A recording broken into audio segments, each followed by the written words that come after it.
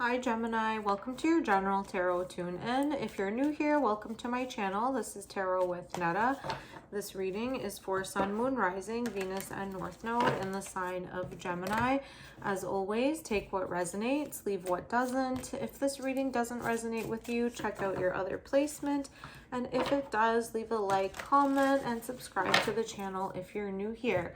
So my dear Gemini, it's been a minute. I was planning on doing Virgo's reading, but I kept feeling pulled towards Gemini, another Mercury ruled sign.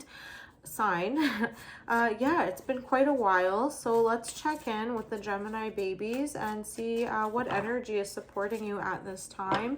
So I'm going to pull one card from the Starseed Oracle deck just to ground your reading. We the Hathors, deep love, mother's milk, birth as a portal. Interesting. Okay. You know what? I'm going to go into the book just to get a little bit more information here about the Hathors. Okay. Birth is a portal that ushers in new life. The Hathors are here to remind you that you're a child of the cosmic mother and you're being called to be held by her deep, never-ending love and embrace. This is a tender, nourishing card reminding you to receive the deep, deep love of the mother's embrace. The Hathors know that the journey on earth can be rocky and lonely at times, but you're being reminded to rest more deeply in the mother's arms. This is a card of extreme potency, of femininity, of creation, and of birth. You're being called to mother yourself and others too, to surrender to your sacred femininity, to create and surrender to your own creations, to hold and be held. Okay, very nurturing card. Okay, let's dive into your tarot, see what's going on here with a little bit more depth. We'll go into your current challenge position, what's coming towards you, and your advice. All right, Gemini, what messages does the tarot have for you at this time? Cards are getting quite stuck as I'm shuffling. Interesting. All right. Okay, in your challenge position, Six of Pentacles, Ace of Cups, Ace of Wands. Oh, what's coming towards you? Ace of Swords. Got a lot of aces, new beginnings. All right, so your current challenge position, you could be trying to balance out some karmic debt or financial debt with the Six of Pentacles, starting off your reading in the challenge here. Yeah, maybe balancing some finances. Maybe there's some money owed to you or you're owing some money. So trying to figure out some kind of like new beginning, having a fresh start with the Ace of Cups and the Ace of Wands. This is potentially like an emotionally new beginning or a creative new beginning, finding some inspiration to start anew. But again, falling in your challenge position, you could be somehow blocked because of finances in some way or some like material inequality. You could be feeling, again, unsupported somehow in the root chakra, unsupported by the earth element. You know, you're kind of seeking that like mother's comfort, mother's embrace here, just to have that support and going forward, to have that new beginning, a fresh start. Could even be like energetically just like cleansing with tears. With the Ace of Wands here, you might be being called to transmute by fire. So, you know, lighting candles, journaling, writing some like ideas or thoughts, like some deep dark secrets, and you know, safely burning the paper, so transmuting that energy. You might be in, I don't know, I'm getting that like word of like desperation to transform. There could be some energy, you know, that you've been dealing with. I have been following your storyline closely, you know, for the past few months, and yeah, you've been dealing with a lot of heavy energy and you're just you're kind of almost like having all these false starts where you're wanting to just like start anew, be like cleansed of some energy, but essentially like your attachments are what they are, your relationships are what they are, and you're just kind of learning how to navigate them. You're learning that you can't just like move away or cut people off, or ghost people, that it's almost like impossible to do so. You are going to have those attachments, because it's like karmic relationships, essentially, lessons that you have to learn.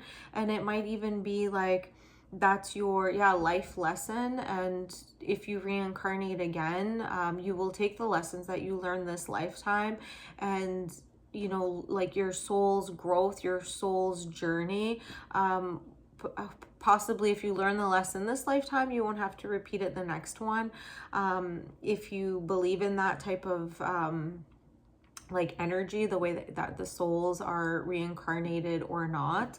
But okay, let's go into what's coming towards you, because you've got the Ace of Swords, which is like new mental clarity, communication, something in its beginning stages. So you do have some type of new beginning coming towards you. You've got the Queen of Wands and the Five of Cups here. So there almost like is some type of new beginning or new communication, potentially with somebody like an Aries, Leo, or Sagittarius, but you're focused on the loss here with the Five of Cups, where there are potentials for starts, starting anew, maybe having like a new creative outlet or a different way to express yourself, but you're just like still focused on the loss, not really focused on the things that are still there. So again, it's almost like a false start, but Gemini, I think you're almost like getting too much in your head about it, because again, like I said, like you've been going through this like hard karmic lesson for a while now, that any potential any potential thing that like makes you feel like optimistic or joyful or excited, you're kind of like getting in the way about it. And this isn't like something like an experience with another person. It's like joy within yourself that you start to experience, but then you're like your thought patterns may be kind of stuck. Like you see the light, you see the hope, but then like you pull yourself back, into like a depression mode. I feel like you've created the ridges of like the patterns in your brain, like ways of thinking, that you're just stuck in them. And you're gonna have to learn how to detangle and unweave certain thought patterns. And it's not as easy as maybe you thought it might be. You could be seeking out the advice of like your mother or a mother figure, somebody who has like deep love, deep nurturing aspects that make you feel supported. So it's like moving you away from that mental obsession of having these new starts, and creating a safe space for you where you are able to experience your emotions, experience your creativity, kind of put that karmic debt that you're dealing with aside and just be nurtured and surrender. You could be dealing with a Taurus or half Taurus in your chart. Taurus had the Six of Pentacles as the first card in their reading as well. So dealing with like financial karmic payback in one way or another. And being advised to, take time to rest. Like, don't feel guilty for just like taking a step back and resting. Okay, let's go into your advice. So this is kind of an interesting layout here. So we've got the Two of Cups to the Nine of Pentacles and the Sun. So the Sun is the only major arcana here. So this is like a faded energy, something that's out of your hands. Leo energy, and you've had the Queen of Wands, another fire element Leo energy. it's signifying like a lot of joy and happiness. So essentially that's what you were seeking, either with another person or within yourself. So the Two of Cups here, I see this as more of like a love card than the Lover's card is. It's that equal exchange of emotions between two counterparts. But with the Knight of Pentacles here, this is very, very slow. This is known as the geriatric horse. This could be like working towards your joy and your cups being filled and nurtured in that divine union, and going very, very slowly towards it. So this could be your reminder, you know, all good things come to those who wait. You know, it's cliche, but don't rush it. Yeah, I feel like I've always gotten that sense of urgency every time I've sat down to do your reading. And, you know, I am also a Gemini rising, so I get that, like, that hype, you know, and that excitement of like, okay, let's get down to business, let's figure it out. But really, I feel like it's just taking a step back and allowing things to unfold naturally, finding that joy within yourself, creating it within yourself in order to be that match to receive it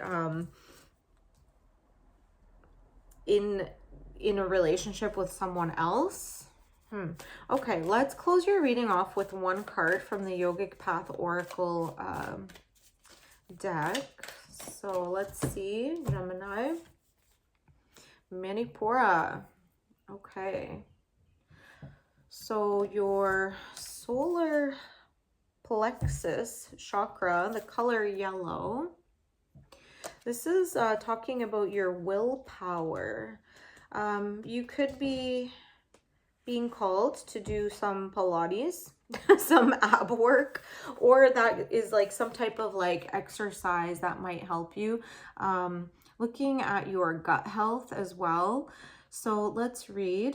You have come to a place where you know exactly who you are. Gone are the days of confusion and blurred lines between your truth and the expectations of others.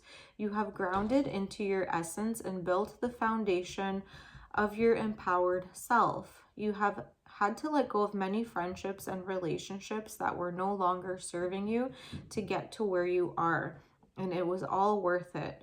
Now is your time to really go after what you want in life. What do you care about? What lights you up? How do you want to serve? Meditate on these questions and take action on what comes up. In the reverse, it is easy to lose sight of who you are when the world is pulling you in a million directions. When solar plexus is low, you feel unsure about what it is you really want. Take some time apart from others, especially those who are trying to direct your path, and figure out who you are outside of everyone else. Explore new topics, read new books, travel to new places.